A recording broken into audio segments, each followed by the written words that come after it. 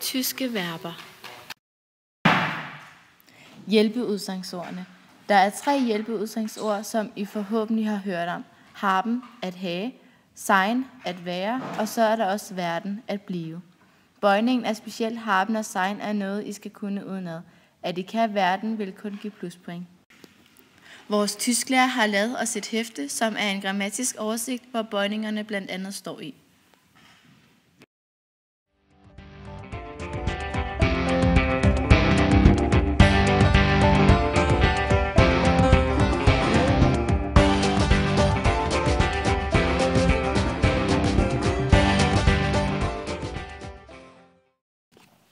Regelmæssige udsagnsord med vokalskifte fra EI til A.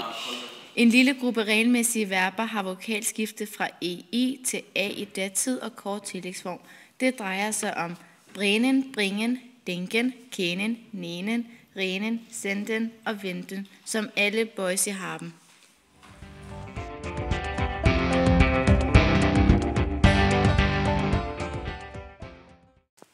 Uregelmæssige udsagnsord. Alle de uregelmæssige udsagnsord står omme bag i jeres dansk-tysk og tysk-dansk ordbog. I den første kolonne skal I lede efter ordet. Lad os nu sige, det er nemen. Så står ordet på tysk med fed skrift og den danske betegnelse med kursiv. De kolonner, som I skal fokusere på, når jeg skal slå et ord op i ordbogen, er den første kolonne, hvor I finder jeres uregelmæssige udsagnsord. Den anden kolonne er tredje person ental nutid. Den tredje kolonne er tredje person ental datid. Den femte og sidste kolonne, I skal bruge, er før nutid. Så hvis jeg skulle bøje nemen, ville det blive til nemen, som er ordet, jeg starter med at finde i første kolonne. Nemt, som er ordet, jeg finder i en anden kolonne, nutid.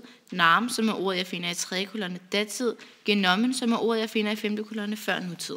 Mådeudsagnsordene optræder ofte som tidsbårede hjælpeudsagnsord sammen med et hovedudsagsord i navneform. I en dansk-tysk ordbog kan man finde alle mådeudsagnsordene bagerst i ordbogen efter de uregelmæssige udsagsord. Der står alle de forskellige bøjninger af mådeudsagnsordene. Dyrfen, kønen, møgen, myssen, sollen, volden. Vissen er ikke et mådeudsagnsord, men det står der, fordi det bøjes som et mådeudsagnsord.